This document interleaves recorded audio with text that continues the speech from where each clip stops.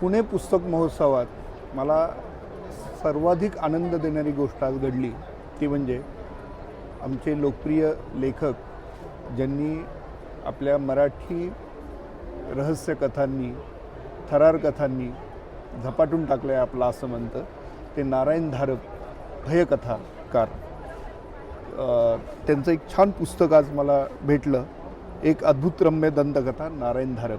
आणि योगायोगाची गोष्ट म्हणजे याच पुस्तकासोबत मी हे पुस्तक हाताळत असताना माझी भेट झाली नारायण धारप यांचे चिरंजीव शिरीष धारप सरांची. नमस्ते सर.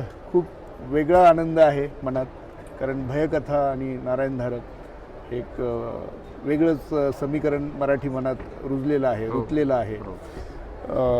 नारायण धारप म्हटल्यानंतर ते फक्त लेखक एवढंच आम्हाला माहिती आहे, मात्र त्यापेक्षा पलीकडचे त्यांच्या व्यक्तिमत्वातले जे पैलू आहेत ते अर्थात सर्वांपर्यंत पोहोचलेले नाही आहेत. आणि मला वाटतं तेच आता त्यांच्या जन्मशताब्दी निमित्त हे पुस्तक आपल्या सर्वांपुढं त्याचं दर्शन घडवत आहे. तर सगळ्यात आधी या पुस्तकाचं औचित्य आणि त्यात काय आहे, आम्हाला काय मिळणार आहे याविषयी. हे पुस्तक म्हणजे बेसिकली नारायण धारपांबद्दल आत्तापर्यंत जी माहिती नव्हती लोकांना ती लोकांपर्यंत पोचवण्याचा प्रयत्न आहे. एक गोष्ट अशी होते की भयकथाकार काही कारणांनी मराठीमध्ये दुय्यम समजले गेले ज्या काळात धारप लिहित होते त्या काळामध्ये. त्यामुळे मेनस्ट्रीम लेखकचे आपण म्हणू शकतो, म्हणजे पु ल देशपांडे म्हणा किंवा जी ए कुलकर्णी म्हणा वगैरे वगैरे अनेक मंडळी, त्यांना जसं सन्मानाचं स्थान मिळालं तसं धारपांना दुर्दैवाने त्या काळात मिळू शकलं नाही. म्हणजे त्यांच्या लेखनाची प्रॉपर समीक्षा अशी फारशी झाली नाही. तर ह्या दृष्टिकोनातून आम्ही पुस्तक तयार करायचा विचार केला की त्यांच्याबद्दल काय काय लेख लिहिले गेले पूर्वी ते आम्ही एकत्र केले. त्यातल्या ज्या वरिष्ठ लोकांनी लिहिले होते ते लेख यात घेतले, जुने लेख. आणि त्याखेरीज 10-12 आत्ताच्या नवीन आघाडीच्या लेखकांना जे धारपांचे चाहते आहेत त्यांना आम्ही लिहायला सांगितलं. फॉर एक्झाम्पल ऋषिकेश गुप्ते म्हणा किंवा गणेश मतकरी म्हणा, दीपा देशमुख म्हणा, निरंजन घाटे म्हणा, या सगळ्या लोकांनी अत्यंत आत्मीयतेने नारायण धारपांची समीक्षा करणारे लेख ह्याच्यामध्ये लिहिले. त्याबरोबर धारपांच्या कथांचा 2 दुर्लक्षित अंग म्हणजे एक म्हणजे सायन्स फिक्शन किंवा विज्ञान कथा आणि दुसरं म्हणजे सामाजिक कथा. तर या दोन्हीमध्येही त्यांनी तितक्याच ताकदीने काम केलं जितकं त्यांनी भयकथेमध्ये काम केलं. पण आता हिंदी पिक्चरमध्ये प्राणवर जसा विलन म्हणून शिक्का बसतो तसा धारपांवर भयकथा लेखक म्हणून शिक्का बसला होता. त्यामुळे त्यांचं बाकीचं लिखाण हे रिलेटिव्हली दुर्लक्षित राहील. तर त्यावरती स्पॉटलाईट आणण्याचं कामही आम्ही या पुस्तकात केलं.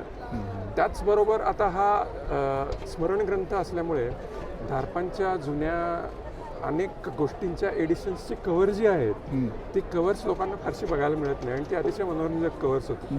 तर ती सगळी माझ्याकडे आहेत. तर त्यांचं मी एक कलेक्शन करून ह्याच्या कलर सेक्शनमध्ये जुन्या पुस्तकांची कव्हर्स असा एक सेक्शन केला. त्याबरोबर काही काही धारपांच्या नजीकच्या लोकांच्या आठवणी लिहिल्या ज्यात तुम्हाला धारप लेखक व्यतिरिक्त कसे होते हे कळेल वाचलात. आणि शिवाय त्यांच्या 3 माझ्या सगळ्यात आवडीच्या गोष्टी त्या गोष्टी यात इन्क्लूड केल्या. तर असं या ग्रंथाचं साधारण स्वरूप आहे.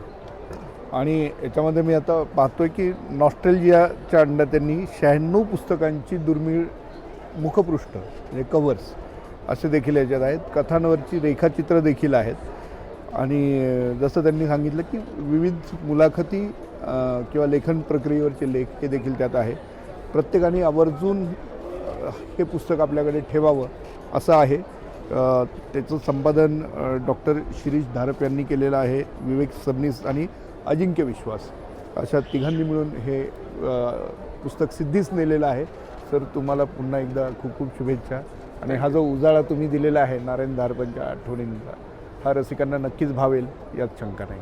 धन्यवाद. ॲक्च्युली आठवणी वाचायच्या असतील तर पुस्तकामधनं माझा लेख वाचा, नातू बघितले दिवस नावाचा. त्यात कसे होते घरी, अण्णा काय करायचे वगैरे सगळं दिलेलं.